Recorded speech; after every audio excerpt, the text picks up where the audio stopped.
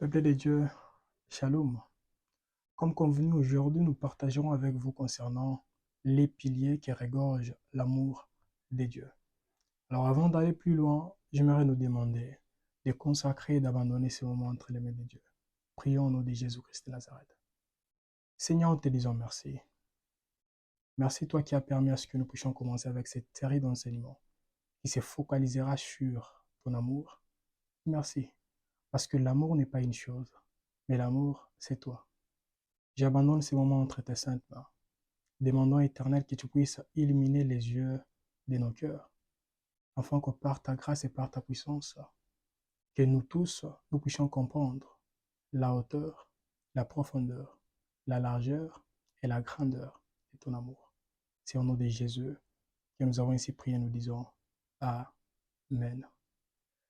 Bien-aimés dans le Seigneur, laissez-moi vous poser une question. Pourquoi Jonas n'avait pas voulu vraiment aller à Ninive? Alors, il y a d'autres personnes qui nous diront, c'est parce que Jonas n'aimait pas ses peuples. C'est vrai. Mais en soi, quand nous lisons la parole de Dieu, nous allons découvrir pourquoi Jonas n'était pas parti vraiment là où Dieu l'avait dit d'y aller. Alors, nous allons lire. Nous sommes dans Jonas chapitre 4, le deuxième verset. La Bible nous dit, il implora l'Éternel et il dit, ah Éternel, n'est-ce pas ce que je disais quand j'étais encore dans mon pays? C'est que je voulais prévenir en fouillant à Tarsis, car je savais que tu étais ou tu es un Dieu compatissant et miséricordieux, lent à la colère et riche en bonté, et qui te répand du mal. Amen. Mais non, ce qui me fait trop mal, c'est quoi? En tant qu'enfant de Dieu, plusieurs personnes disent, j'ai le Saint-Esprit, Dieu m'utilise. Les gens de l'Ancien Testament n'avaient pas la révélation de Dieu, mais en lisant la parole, nous comprenons que Jonas avait fui, c'est parce qu'il avait la révélation de qui était Dieu. Il se disait, c'est vrai, Dieu a promis qu'il va tuer ces hommes et ces femmes. Mais si ces personnes demandaient pardon, c'est sûr et certain que Dieu va les pardonner. Alors pour éviter que cela ne puisse pas arriver, moi personnellement, je vais fuir. J'irai dans un autre endroit ou dans une autre ville pour que ces pays puissent tomber dans les jugements de Dieu, ou la ville puisse tomber dans les jugements de Dieu. Mais non, pour ceux qui nous suivent depuis le début, vous comprenez déjà qu'aujourd'hui, nous parlerons d'un Dieu miséricordieux. Alors, quand nous descendons encore, nous sommes dans les psaumes chapitre 86, le 15e verset qui nous dit la parole de Dieu. Mais toi, Seigneur, tu es un Dieu miséricordieux et compatissant, lent à la colère, riche en bonté et en fidélité. Amen. Ce sont des hommes et des femmes que nous trouvons dans l'Ancien Testament, mais qui avaient la révélation que plusieurs personnes n'ont pas là actuellement. Nous devons savoir que si nous voulons manifester l'amour de Dieu, il nous est important de connaître également que le Dieu que nous prions, c'est un Dieu qui s'appelle lui-même miséricordieux. Mais non, les versets de base qui nous accompagnera par la grâce de Dieu, ça peut être aujourd'hui dimanche et tout au long de la semaine prochaine. Comme vous le savez, nous serons encore là les vendredis et nous allons prier ensemble avec vous concernant l'amour de Dieu. C'est le Dieu miséricordieux. Vraiment, nous allons nous focaliser sur ses compassions et pourquoi pas sa miséricorde. Les passages qui nous accompagnera, nous sommes dans Exode chapitre 34, le 6e verset. Exode 34, 6, qui nous dit la parole de Dieu. Et l'Éternel passa devant lui et s'écria, l'Éternel, l'Éternel, Dieu miséricordieux, compatissant, lent à la colère, riche en bonté et en fidélité. Amen. Donc pendant les quelques semaines, nous commencerons à partager concernant ces 5 choses. On nous dit, l'Éternel passa devant lui et s'écria, l'Éternel, l'Éternel, Dieu miséricordieux. Ça, c'est la première des choses. Le Dieu que nous prions, il est le Dieu miséricordieux. Deuxièmement, nous parlerons, ça sera l'autre semaine, de sa compassion. On nous dit compatissant. Nous parlerons vraiment de sa compassion la semaine prochaine. l'autre semaine plutôt. Et à part ça, nous parlerons également de ce qu'on nous dit ici, lent à la colère. Ça veut dire quoi? Et à part ça, nous parlerons également de ce Dieu qui essaie de manifester vraiment ses bontés. Et en dernier lieu, nous parlerons maintenant de sa fidélité. Si nous comprenons ces 5 choses, c'est sûr et certain, nous comprendrons également l'amour que Dieu ne cesse de manifester à notre égard. Nous qui sommes ses bien-aimés. Alors, nous allons lire un autre passage et puis je nous donnerai la définition de la miséricorde. Ça signifie quoi? Deutéronome chapitre 3, les 23e verset. Ici, on nous parle de la personne qu'on appelle Moïse. Moïse également avait la révélation que plusieurs d'entre nous, nous n'avons pas vraiment de Dieu. C'est très important. Deutéronome chapitre 3, les 23e verset, la Bible nous dit, « En ces temps-là, j'implorai la miséricorde de l'Éternel en disant, Amen. » La Bible nous dit, en ces temps-là. Qu'est-ce qu'il a fait? La Bible nous dit, j'implorai la miséricorde de Dieu. Et nous comprenons que Moïse savait que dans ces temps-ci, je ne peux pas implorer, je ne sais pas, la colère de Dieu, je ne peux pas implorer, je ne sais pas quoi. Mais ce qui était important, c'est implorer la miséricorde. Aujourd'hui, vraiment, nous partageons avec vous, ce sera la première partie. Demain, par la grâce de Dieu, nous allons ajouter d'autres vidéos qui se focaliseront toujours sur la miséricorde, parce que au travers de la miséricorde, il y a plusieurs choses que Dieu fait au travers de la miséricorde. Alors, il est important, même si les histoires compliquées comment, que nous puissions savoir. Comme la Bible nous dit, en ces temps-là, j'implorai la miséricorde de l'Éternel.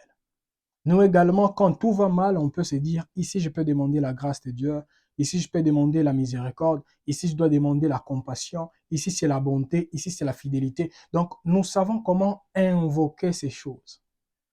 Et pour les invoquer, nous devons avoir une révélation que d'autres n'ont pas. Alors c'est très important, bien-aimé dans le Seigneur, comme je l'ai dit au début, nous voyons Jonas, il a fui, c'est parce qu'il avait la révélation de la miséricorde de Dieu.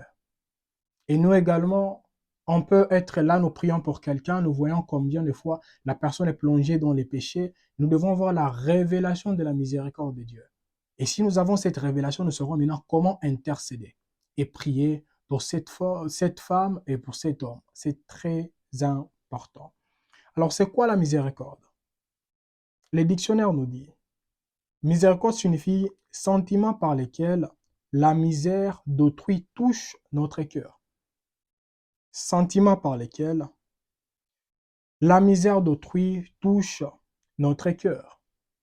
Combien de personnes sont là? Ils prient, ils jeûnent, il y a d'autres personnes qui ne prient même plus et qui ne jeûnent même plus. Selon eux, Dieu vraiment ne peut pas ressentir la misère dans laquelle la personne est en train de traverser. Ignorant que c'est lui qui a créé les cœurs, il y ressent ce que vous ressentez. C'est lui qui a créé les hommes, il sait ce qu'ils te font. C'est lui qui a créé les oreilles, il entend tes prières. C'est lui qui a créé la bouche, il écoute ce que tu ne cesses de prononcer. C'est lui qui a créé les yeux, il voit tout ce que vous traversez. Alors c'est très important d'avoir cette révélation. Si nous avons la révélation de la miséricorde divine, nous nous dirons, malgré ce que je suis en train de traverser, je sais que le Dieu que j'ai pris, c'est un Dieu miséricordieux. Et par son amour, je saurai comment invoquer ou implorer sa miséricorde dans ma situation. Je sais qu'il se manifestera. Donc aujourd'hui, nous parlerons seulement des 2 facettes de la miséricorde de Dieu. Seulement 2 facettes. Je n'ai pas voulu vraiment déparler sur plusieurs facettes. Demain, par la grâce de Dieu, nous allons ajouter d'autres choses qui sont attachées à la miséricorde divine. Alors, premièrement, vous devez savoir que la miséricorde divine dégage les pardons. Alors Dieu nous pardonne quoi?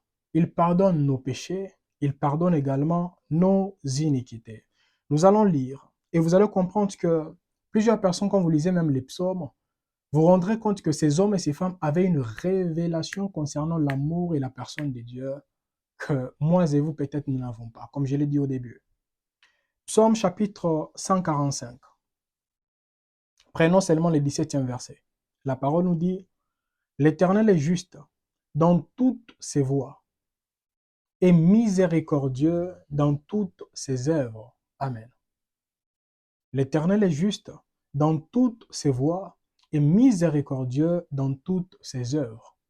Si nous avons cette compréhension et nous disons, je sais que le Dieu que j'ai pris, c'est un Dieu qui est miséricordieux dans toutes ses voies et il ne cesse de se manifester dans ses œuvres, parce que je suis seulement en train de paraphraser. On peut être là. Prenons l'exemple.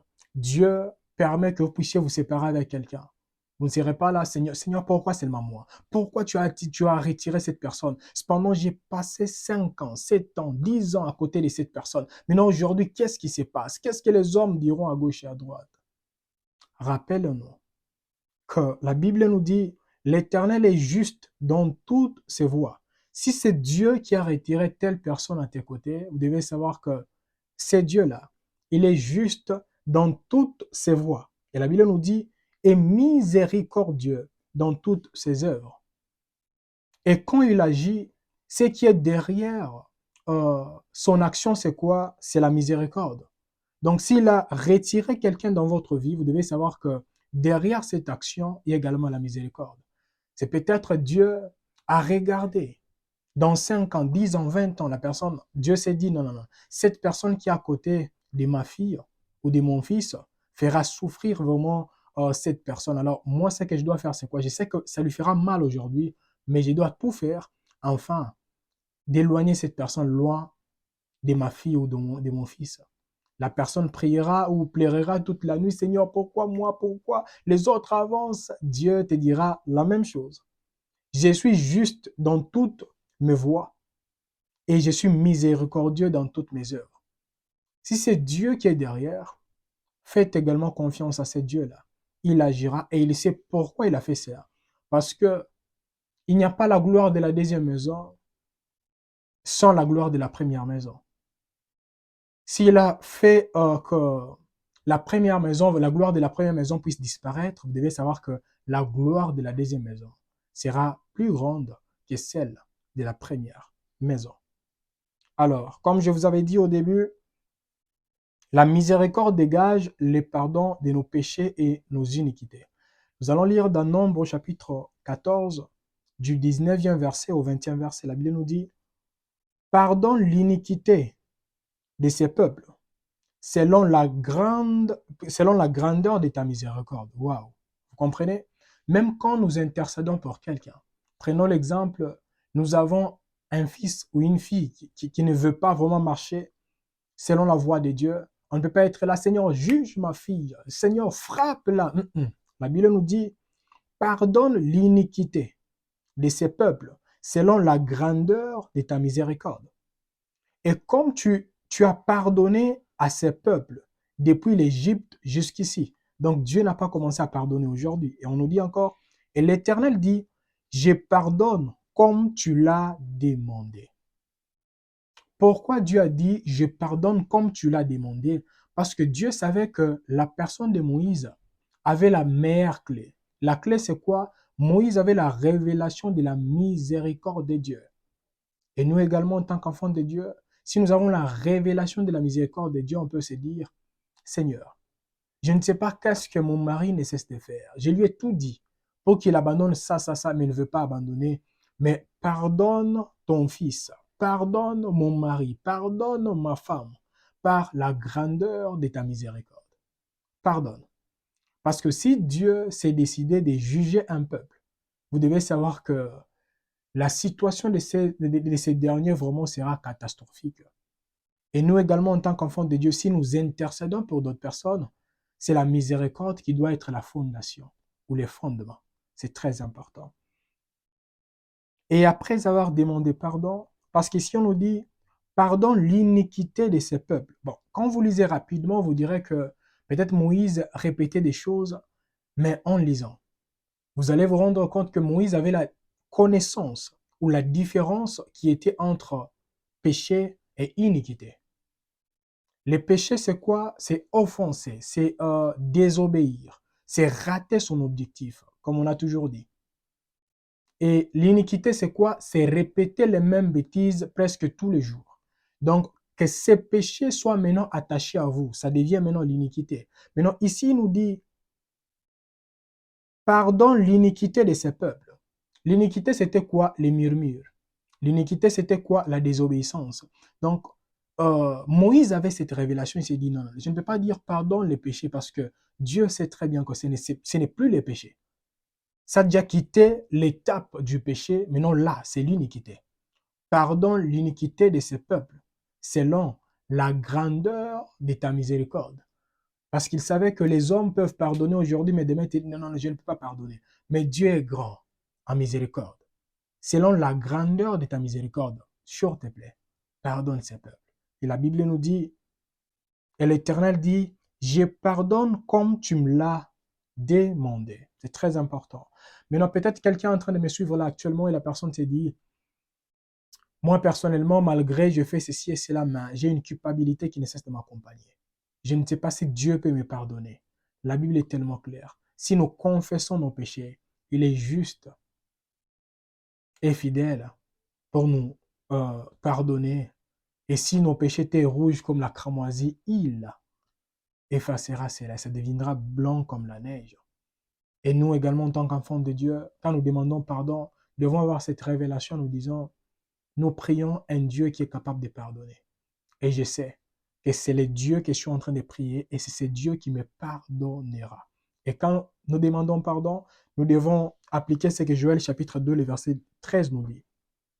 Déchirez vos cœurs et non vos vêtements et revenez à l'Éternel votre Dieu, car il est compatissant et miséricordieux, lent à la colère et riche en bonté.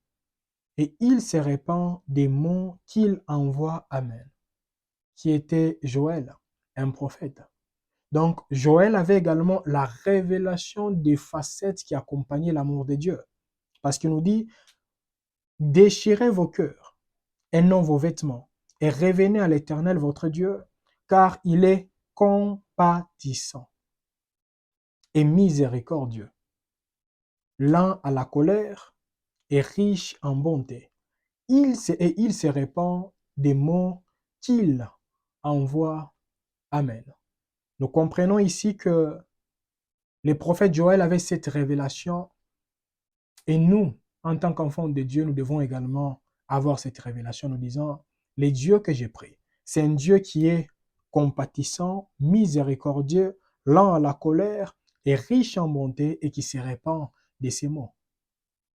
Et il y a d'autres personnes aujourd'hui, surtout les serviteurs, toi là, tu mourras cette semaine. Peut-être c'est Dieu qui a dit, mais en soi, la personne ne sait pas comment dégager également la compassion, la miséricorde, parce que nous devons devenir compatissants et miséricordieux comme Dieu l'est.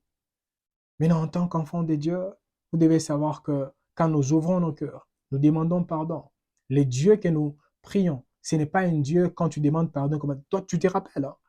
En 2010, tu as fait ça. En 2016, en 2020, en 2023, tu as fait ça. En 2024, non, non, non, ce n'est pas ce Dieu-là. C'est un Dieu, quand nous venons, nous rentrons vers lui, en marchant, lui, il court vers nous, en nous disant, je t'attendais depuis très longtemps. Tu m'appartiens. Et ta place est ici. C'est très important. Premièrement, j'avais dit que la miséricorde nous accorde le pardon de nos iniquités et de nos péchés. Deuxièmement, la miséricorde nous conduit. J'avais plusieurs choses à dire concernant l'orientation de Dieu quand Dieu nous conduit au travers de la miséricorde, mais je me suis dit qu'il était important seulement de sélectionner quelques versets, quelques problèmes dans la parole de Dieu, quelques situations plutôt dans la parole de Dieu qui nous aideront par la grâce de Dieu.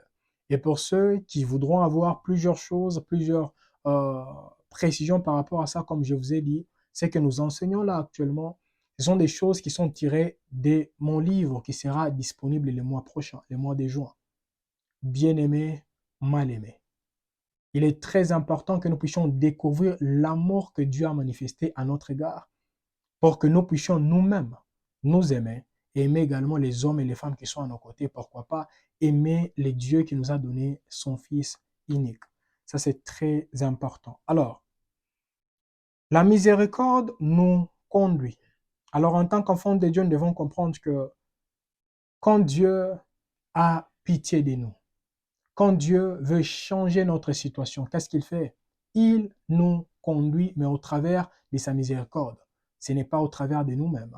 Nous allons lire un verset, nous sommes dans Genèse chapitre 24, le 27e verset, qui nous dit la parole de Dieu en disant, béni soit l'Éternel, c'est la personne qui confessait ces paroles, c'était les serviteurs que Abraham avait envoyés pour chercher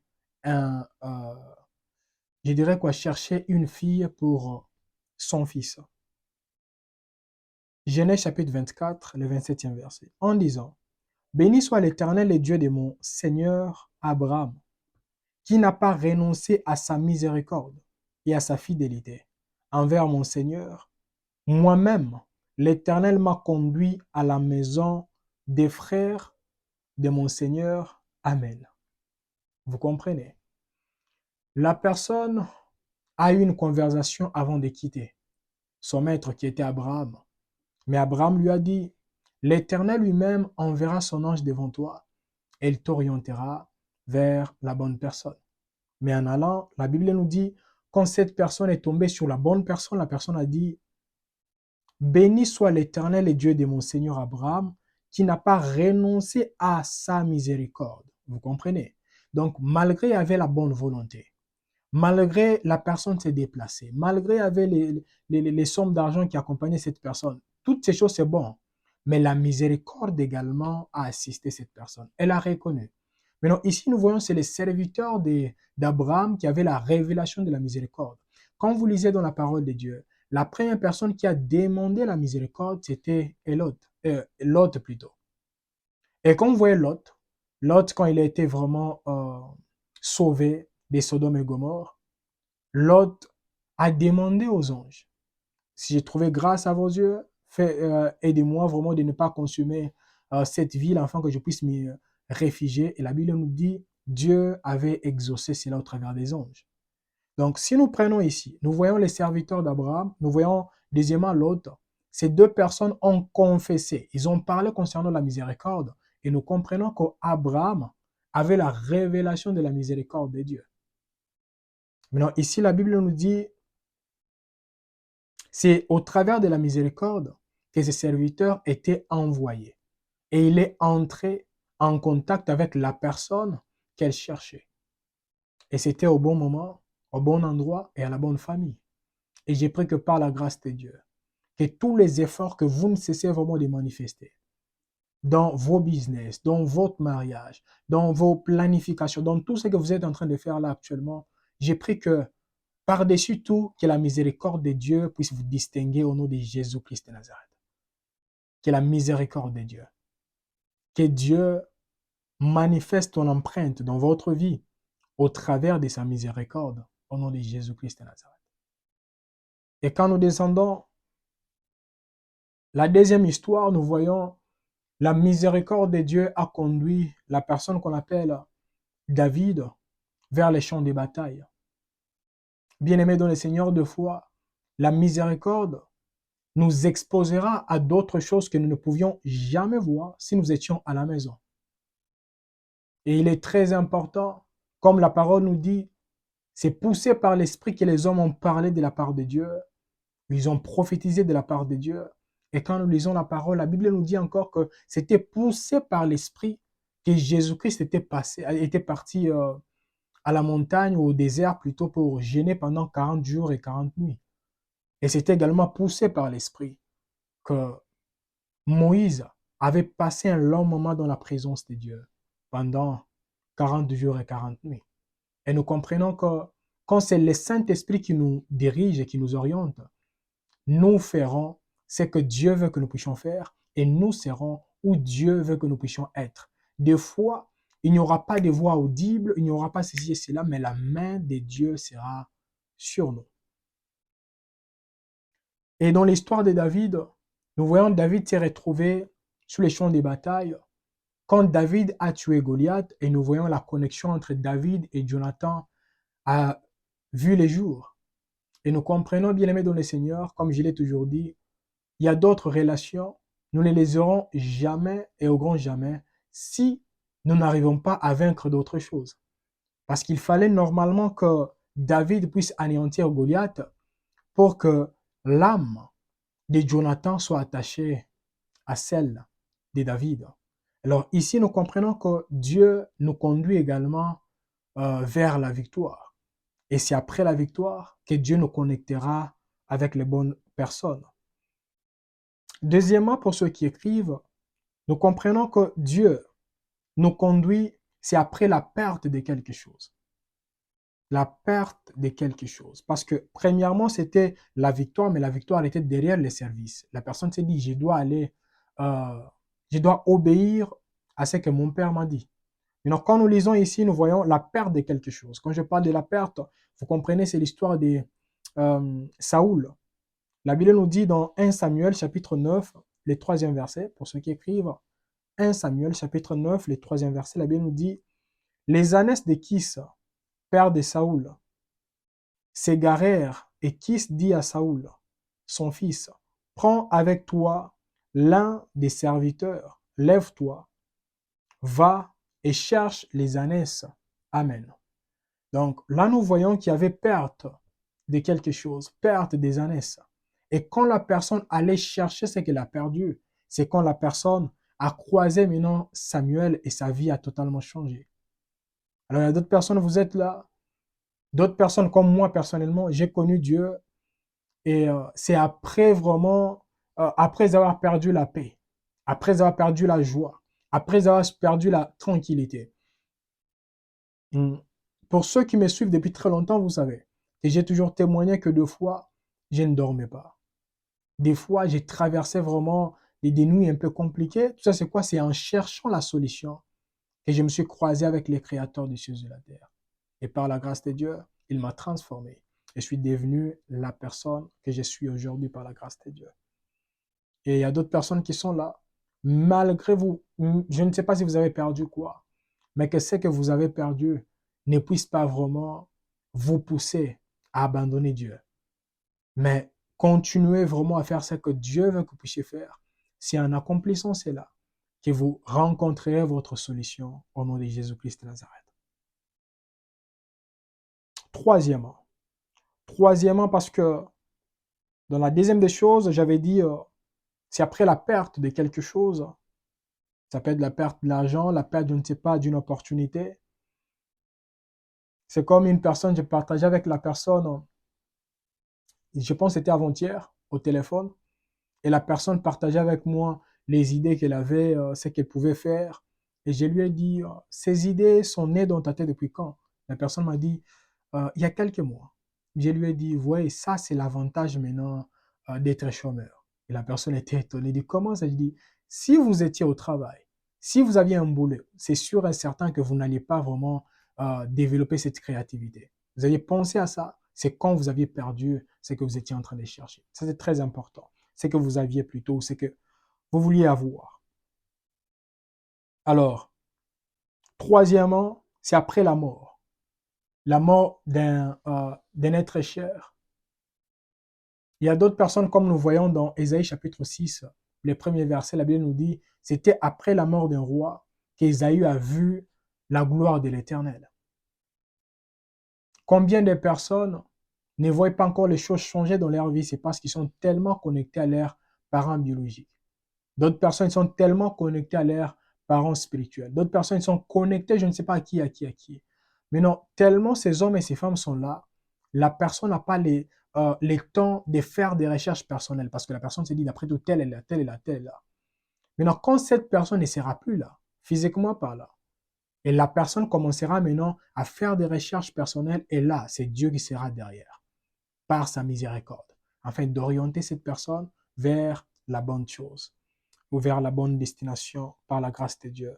Et j'aimerais dire aux Ruth qui sont là, Ruth, tu ne croiseras jamais Boaz si tu es toujours attaché à ton mari. Donc il faut que le mari puisse mourir pour que vous puissiez croiser maintenant Boaz. Et c'est la même chose. Il y a d'autres personnes, les maris, ça peut être une opportunité que vous chérissez tant. Les maris, ça peut être une dimension qui vous a toujours accompagné toutes ces années. Parce qu'il y a d'autres personnes qui disent, moi, Dieu me parle toujours par les rêves. Alors, si vous dites toujours par les rêves, ça veut dire Dieu ne peut pas passer également au travers d'autres voies. Et voilà pourquoi il y a d'autres personnes, plus ils avancent et plus ils disent, moi, je ne comprends plus, je ne vois plus comme avant, je n'entends plus comme avant. Que là, comprenez qu'une chose commence à mourir et une autre chose veut maintenant voir les jours. C'est très important. Quatrièmement, c'est au travers de la sécheresse. Il y a d'autres personnes, vous êtes là. Dieu ne s'est pas encore manifesté dans votre vie, c'est parce que vous n'êtes pas encore dans la sécheresse. Ça peut être la sécheresse spirituelle, ça peut être la sécheresse émotionnelle, ça peut être la sécheresse financière, ça peut être je ne sais pas quelle sorte de sécheresse. Il y a d'autres personnes, plus vous traversez les moments difficiles et plus vous voyez maintenant la gloire de Dieu se manifester. Pourquoi? Parce que Dieu s'appelle également la lumière. Et s'il est la lumière, et si vous actuellement vous vous retrouvez dans les ténèbres, vous devez être dans la joie en vous disant, je suis dans les ténèbres, mais je connais quelqu'un qui s'appelle la lumière du monde. C'est lui qui illuminera ma vie, mon futur et tout ce qui m'appartient au nom de Jésus-Christ de Nazareth. Voilà pourquoi quand nous lisons l'histoire de Jérémie, je l'ai toujours dit à maintes reprises, euh, Jérémie chapitre 33, le troisième verset qui est tellement populaire, la Bible nous dit, invoquez-moi, ou invoque-moi et je te répondrai, je te révélerai les choses cachées, les choses que vous ignorez, les choses que tu ignores. Dieu lui a dit cela, c'était pendant que Jérémie était dans la prison. Il y a d'autres personnes, c'est quand vous êtes éloigné de tout le monde que Dieu dit, là maintenant, je t'orienterai. Là, je te parlerai. Mais non, la miséricorde de Dieu se laisse voir même après les rejets. C'est que nous parlerons demain. Nous parlerons de l'humiliation à la restauration. Maintenant, comment la miséricorde de Dieu joue un grand rôle là-bas? De l'humiliation à la restauration. Nous parlerons de ça demain par la grâce de Dieu. Alors, en parlant de la sécheresse, nous allons lire l'histoire que nous trouvons dans 2 Rois, chapitre 7, du premier verset au 7e verset. 2 Rois 7, 1 à 7.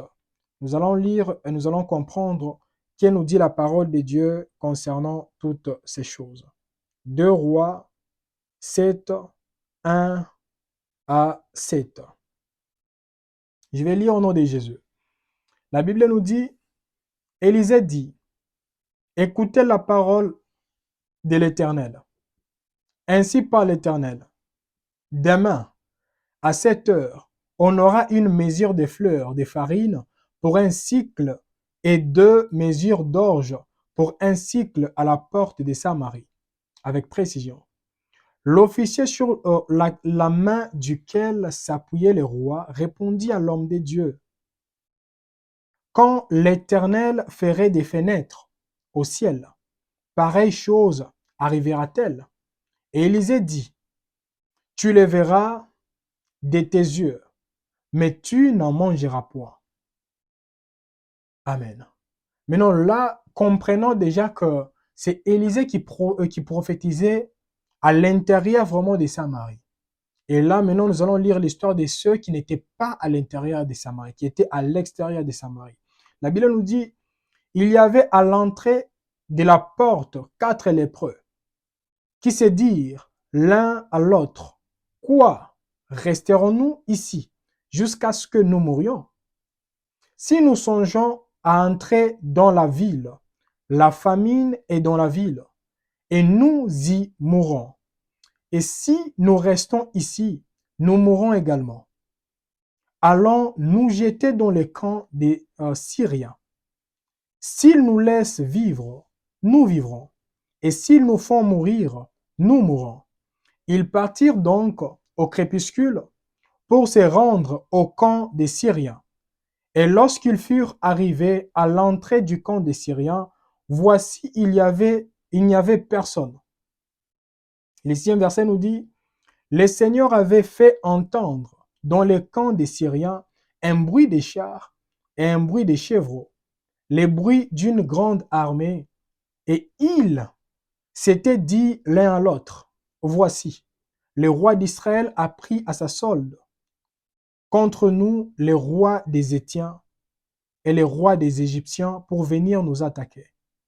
Et ils s'élevèrent et prirent la fuite au crépuscule, abandonnant leurs tentes, leurs chevaux leurs ânes, les camps tel qu'il était, et ils s'enfuirent pour sauver leur vie. Amen. Bien-aimés dans le Seigneur, nous comprenons quoi? Dans la première partie, on nous parle des hommes et des femmes qui partageaient, mais c'était à l'intérieur de Samarie. Mais dans l'autre côté, on nous parle des 4 lépreux qui étaient à la porte de Samarie, qui n'étaient pas à l'intérieur, à la porte. Eux n'ont pas reçu une prophétie en disant Dieu a dit demain il fera ceci et cela. Non, non, non. Et c'est ce que j'aimerais dire à un homme et une femme qui est en train de me suivre là actuellement. Des fois, Dieu peut te donner une prophétie, mais il ne te dit pas comment est-ce qu'il le fera. S'il ne te dit comment il le fera, vous devez faire confiance à sa miséricorde. Vous devez savoir qu'il y a d'autres choses que Dieu utilisera comme chemin. Comme je l'ai toujours dit, le Dieu que nous prions, c'est un grand stratège. Et comme il maîtrise toutes choses, il saura où entrer, où toucher, afin de transformer les vies des uns et les vies des autres par la grâce de Dieu. Maintenant, ici, la Bible nous dit, les 4 lépreux, premièrement, ils étaient disqualifiés. C'est la première des choses.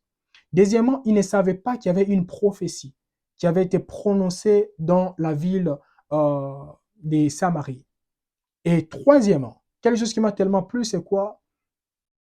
Personne d'entre eux n'avait dit, non, moi quand je dormais, j'ai vu quelque chose. Non, non, non. Mais c'est la conversation qui a commencé à changer. Risquons, risquons. Prenons les risques d'aller de l'autre côté. Maintenant, ici, nous comprenons quoi, bien-aimés dans le Seigneur? Nous comprenons qu'en tant qu'enfant de Dieu, des fois, Dieu ne vous parlera pas par une prophétie. Des fois, Dieu ne vous parlera pas au travers, je ne sais pas, des hommes et des femmes qui sont attachés à vous. Mais des fois, Dieu vous parlera au travers de votre conviction. Peut-être avant, vous étiez en train de tolérer d'autres choses, mais le langage commence à changer. Non, non, non, non. Si je dois mourir, cette fois-ci, je dois mourir.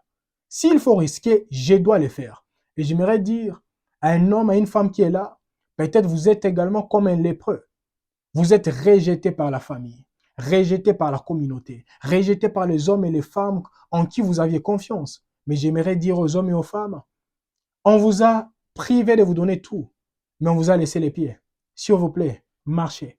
Parce que quand vous lisez la parole ici, la Bible nous dit, c'est en marchant que Dieu a commencé à multiplier les bruits de leurs pieds dans les camps adverses. Ça veut dire, si tu ne marches pas, rien ne changera. Il y a d'autres personnes qui sont toujours là. Seigneur, parle, Seigneur, parle, Seigneur, parle. Mais cependant, Dieu n'est plus dans cette dimension. Il te dit, moi j'ai déjà parlé depuis très longtemps, je n'ai pas besoin que tu connaisses, comme la parole nous dit. Ce qui est révélé est en nous, mais ce qui est caché est à Dieu. Et s'il ne nous parle pas, lui-même, il dit, je suis le grand stratège. Je sais par où entrer et par où sortir pour transformer ta vie. Et ce que tu dois faire là actuellement, c'est quoi? Prends seulement une décision. Va sur les chemins que je t'ai déjà indiqués et tu verras les miracles qui t'accompagneront. Et c'était la même chose avec les lépreux. Ils ont seulement commencé à marcher. Et c'est en marchant que de l'autre côté, les choses ont commencé vraiment à se laisser entendre. Et j'ai pris que par la grâce de Dieu, chaque fois que vous commencerez à prendre la décision d'aller sur la bonne voie, sur la bonne direction, que Dieu commence à faire retentir de l'autre côté les bruits des chars, les bruits des chars, les bruits des chars, au nom de Jésus-Christ de Nazareth.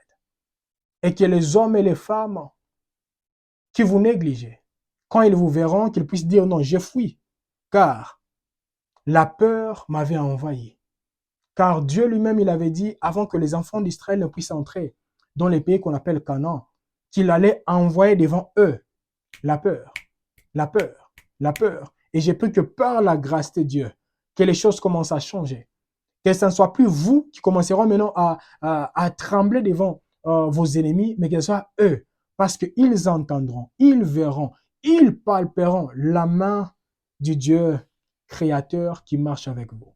Et j'ai pris que la facette de la miséricorde divine commence à vous accompagner dès aujourd'hui au nom de Jésus-Christ de Nazareth. Quand vous lisez l'histoire de ces lépreux, ils ont refusé de rentrer encore dans la ville. Et c'est la même chose que j'aimerais dire aux hommes et aux femmes qui sont là. S'il vous plaît, il y a également d'autres décisions que vous devez prendre. Refusez de rentrer encore là où on vous a insulté. Refusez de rentrer encore dans des bobards, dans des bêtises. Refusez de rentrer, mais persévérez maintenant sur la nouvelle voie, la nouvelle route que l'Éternel a déjà tracée devant vous par la grâce de Dieu. Alors, quatrièmement, j'avais dit que la main de Dieu se laisse voir ou la direction de Dieu se laisse voir dans nos vies, c'est pendant la sécheresse.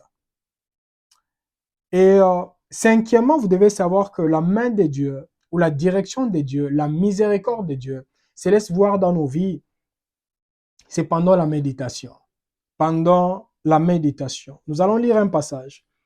Nous sommes dans Luc chapitre 4, le verset 21. La Bible nous dit, « Alors, il commença à leur dire, c'est Jésus, aujourd'hui, cette parole de l'Écriture que vous venez d'entendre est accomplie. » Avant de dire cela, il fallait qu'il puisse passer vraiment au travers du désert. Après cela, il était rempli du Saint-Esprit. Après cela, il s'est retrouvé où?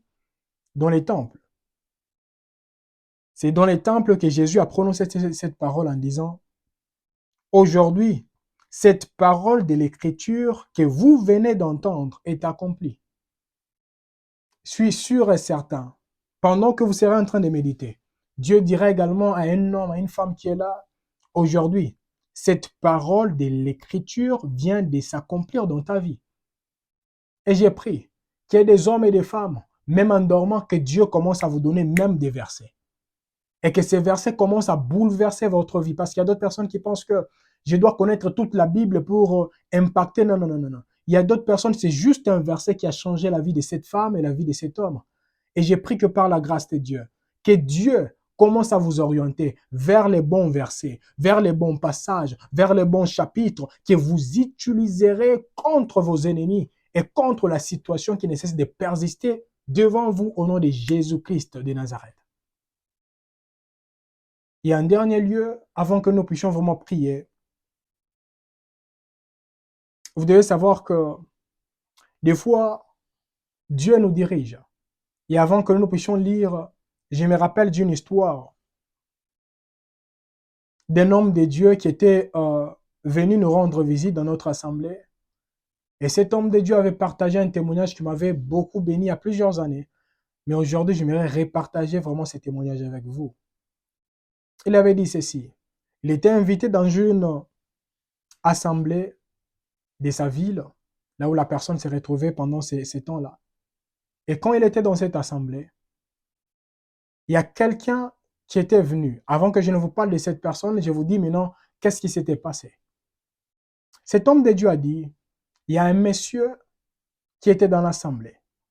Et le monsieur en soi, il était né comme moi et vous. Ça veut dire c'est une personne qui parlait, une personne qui écoutait normalement.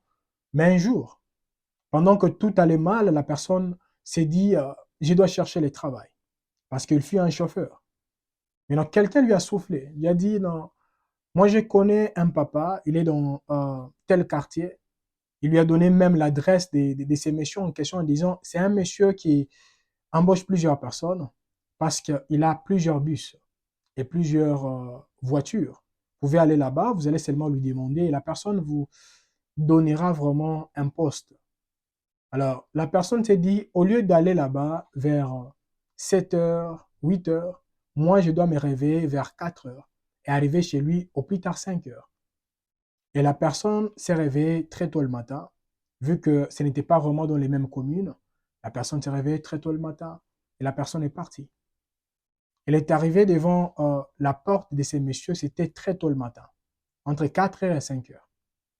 Mais tellement la personne était impatiente, elle s'est dit, moi personnellement, je dois vérifier si et seulement si dans cette parcelle, il y a des voitures. Parce qu'on m'a dit qu'il y avait des voitures, moi, je dois vérifier s'il y a des voitures. Et la personne a voulu vraiment regarder à l'intérieur s'il y avait des voitures. Mais non, comme il y avait les murs, la personne a dit non, je dois tout faire pour monter et regarder ce qui est à l'intérieur. Maintenant, en montant, la personne est tombée. Elle a vu quelque chose, elle est tombée. Maintenant, en tombant, les gardes sont sortis à l'extérieur. Les gardes ont dit, qu'est-ce qui se passe avec toi? La personne a voulu parler, elle ne parlait plus. Qu'est-ce qui se passe? Depuis ce jour-là, la personne s'est rendue compte qu'elle était incapable de parler. Elle est rentrée chez elle, elle a parlé avec les membres de sa famille, et les membres de sa famille ont découvert que la personne était devenue muette. Mais ils ont tout fait. Ils ont appelé des serviteurs et des servantes de Dieu, mais rien n'avait changé. La personne a prié dans plusieurs églises que la personne connaissait, mais rien n'avait changé. Et plusieurs mois sont passés, la personne était toujours comme ça, mais ce qui m'a plu avec son histoire, c'est quoi? La personne s'était décidée. Elle avait dit, même si je ne travaille plus, elle a demandé aux membres de sa famille, parce que pendant ce moment-là, la personne était déjà mariée, mais comme elle ne travaillait pas, elle avait également une famille qui la soutenait. Ce monsieur a demandé aux membres de sa famille de disponibiliser une somme d'argent qu'il commencera à utiliser tous les dimanches pour aller visiter l'église où Dieu lui poussera vraiment d'y aller. Maintenant, tous les dimanches, il s'est réveillé, il ne savait pas, je vais dans quelle église. Mais il suivait seulement, il peut monter dans, je dirais quoi, dans un bus. Il voit là, il y a une église, il stoppe, il se limite par là, il va, il participe et puis il rentre. C'était comme ça, tous les jours, pendant plusieurs mois. Maintenant, un jour, il s'est réveillé, il s'est lavé, il était parti. Il est monté dans un bus. Alors, il a vu une femme qui était bien habillée. La personne a dit non, non, cette personne doit travailler dans une église. Alors, je ne sais pas c'est dans quelle église, moi, je dois suivre cette personne. Il a suivi la personne était descendue au centre-ville, lui aussi il est descendu au centre-ville. Il a suivi la personne. La personne a pris un autre bus. Lui aussi il est entré dans ces bus-là. Ils sont partis. La personne est descendue, lui aussi il est descendu. Il suivait la personne derrière, mais la personne ne savait pas que quelqu'un était derrière moi. C'était une sœur. Mais non, la personne est entrée dans une église, la personne a dit j'avais totalement raison. Cette sœur allait à l'église. Il est également entré à l'église. Pendant que le pasteur prêchait, directement, sa bouche s'est ouverte et la personne a commencé à parler. Mais non, le pasteur prêchait, mais lui disait, non, non, je dois témoigner. Il dit, ah, toi, c'est la première fois que tu viens ici. On ne t'a jamais vu. Là, je suis en train de... Non, je dois parler. Je dois parler. Maintenant, on lui a dit, parle-nous. Dis-nous qu'est-ce qui se passe. La personne a dit, j'ai un témoignage. Aujourd'hui, je commence à parler. On lui a posé la question. Parce que depuis longtemps que tu étais comme ça, la personne a dit, non, non, non. Je n'étais pas né comme ça. Je ne suis pas né comme ça. J'ai parlé normalement, mais c'est aujourd'hui que je vais maintenant vous expliquer. Et la personne a commencé à raconter comment l'histoire a commencé. Quand la personne est partie dans la parcelle de ces messieurs, en voulant regarder ce qui s'est passé à l'intérieur, il n'avait pas vu des voitures, mais il a vu les crocodiles et d'autres animaux là-bas. Il n'y avait pas de voitures. Mais en tombant, peut-être, les esprits qui étaient là l'ont empêché afin que la personne ne puisse pas divulguer les secrets. Maintenant, quand le pasteur a prêché, la personne était délivrée. C'est quand la personne a commencé à raconter comment les histoires vraiment s'étaient empirées. Maintenant, dans cette histoire, nous comprenons quelque chose. Que bien aimé dans le Seigneur, ce n'est pas comme je l'ai toujours dit. Ce n'est pas parce qu'il y a une porte ouverte à gauche et à droite que nous également, on doit se dire, je dois aller là-bas. Parce qu'on lui a seulement dit, comme tu ne travailles pas, il y a quelqu'un qui a les voitures. Lui, ne sachant pas que cette personne ne travaille pas pour Dieu, n'est pas dans les bonnes choses, et la personne a voulu également aller travailler là. Et il est très important en tant qu'enfant de Dieu que nous puissions également avoir cette révélation. Pourquoi je vous ai partagé son histoire? C'est parce qu'en lisant l'histoire, ça me rappelle l'histoire de la Bible, dans Luc chapitre 22, du 10e verset au 11e verset. La Bible nous dit, c'est Jésus qui avait dit, il a répondu, voici, quand vous serez entrés dans la ville, vous rencontrerez un homme portant une cruche d'eau. Suivez-le dans la maison où il entrera. Et vous direz au maître de la maison, le maître te dit, où est le lieu où je mangerai la Pâque avec mes disciples? Amen. Donc la personne pouvait sortir et faire tout ce qu'elle pouvait faire, mais la personne ne savait pas qu'en esprit, tout était programmé. Tout était programmé. Et j'aimerais que nous puissions clôturer là avec quelques requêtes. Nous commençons avec cette histoire en lançant la première requête. La première requête, c'est quoi? Premièrement, nous voulons seulement dire ceci, Seigneur, malgré tout ce que je suis en train de traverser, j'ai besoin de ta miséricorde. Ta miséricorde dans mon couple, ta miséricorde dans mes projets, ta miséricorde dans mes planifications, ta miséricorde dans la vie de mes enfants, ta miséricorde dans ma santé, ta miséricorde, parce que si tu manifestais ta miséricorde, tu manifesteras également la guérison, la délivrance et toutes ces choses. Élevons nos voix et prions au nom de Jésus. Seigneur, nous te disons merci. Merci toi qui as commencé avec nous et merci toi qui as permis à ce que nous puissions partager avec ton fils et ta fille sur ta miséricorde. Et j'ai pris, Seigneur, que tu puisses ouvrir les yeux des uns des autres, afin que par ta grâce éternelle, que cet enseignement reste gravé dans nos têtes, quand nous serons en face d'autres situations éternelles, que nous puissions toujours nous rappeler que la miséricorde de Dieu, elle est là. Elle est là et nous devons vraiment nous focaliser sur sa miséricorde jour et nuit par la grâce de Dieu. Et j'ai pris, toi qui ne cesses de diriger, d'orienter la vie des uns et des autres, s'il te plaît, par ta grâce et par ta miséricorde éternelle, fais grâce à ma soeur, fais grâce à mon frère, afin que par ta puissance et par ton autorité, par ta miséricorde éternelle, que ton fils soit guéri. Par ta miséricorde, que ta fille éternelle des âmes soit restaurée. Que par ta miséricorde éternelle, que ceux qui n'avançaient pas commencent à avancer. Que par ta miséricorde éternelle, que ceux que nous ne pouvions pas comprendre, que nous commencions à les comprendre. Que par ta miséricorde éternelle, que l'impossible devienne possible au nom de Jésus-Christ de Nazareth. Seigneur, on peut manquer l'argent, on peut manquer les relations, mais que la miséricorde éternelle puisse toujours se reposer sur nous. Se reposer sur nous, Seigneur, dans tout ce que nous ferons et dans tout ce que nous planifierons, par ta grâce et par ta volonté, au nom de Jésus-Christ de Nazareth. Seigneur, ta miséricorde, au nom de Jésus-Christ de Nazareth. Que ta miséricorde éternelle affecte tout ce que nous sommes en train de faire et tout ce que nous serons en train de faire, afin de manifester ta gloire et ta puissance au nom de Jésus-Christ de Nazareth. Amen. Nous allons lancer une autre requête. Je pense qu'on va continuer demain. Et la requête que nous voulons lancer là actuellement, c'est quoi? Quand nous regardons l'histoire de ces messieurs, que la parole nous dit, il leur répondit, voici quand vous serez entrés dans la ville, vous rencontrerez un homme portant une cruche d'eau. Suivez-le.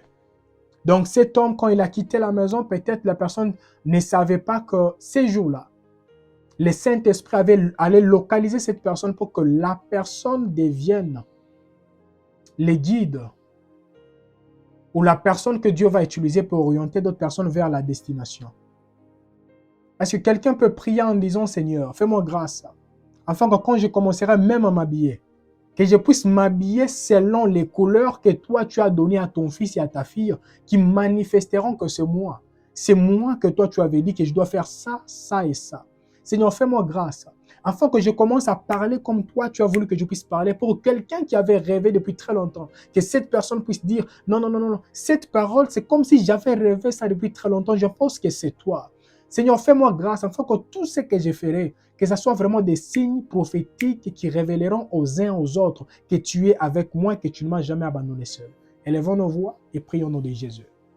Seigneur, je prie que par ta grâce et par ta puissance éternelle, que ton fils et ta fille puissent commencer à s'habiller comme toi, marcher comme toi, fréquenter les lieux et les endroits que toi tu avais dit que cette personne doit fréquenter, afin de manifester ta gloire et ta puissance.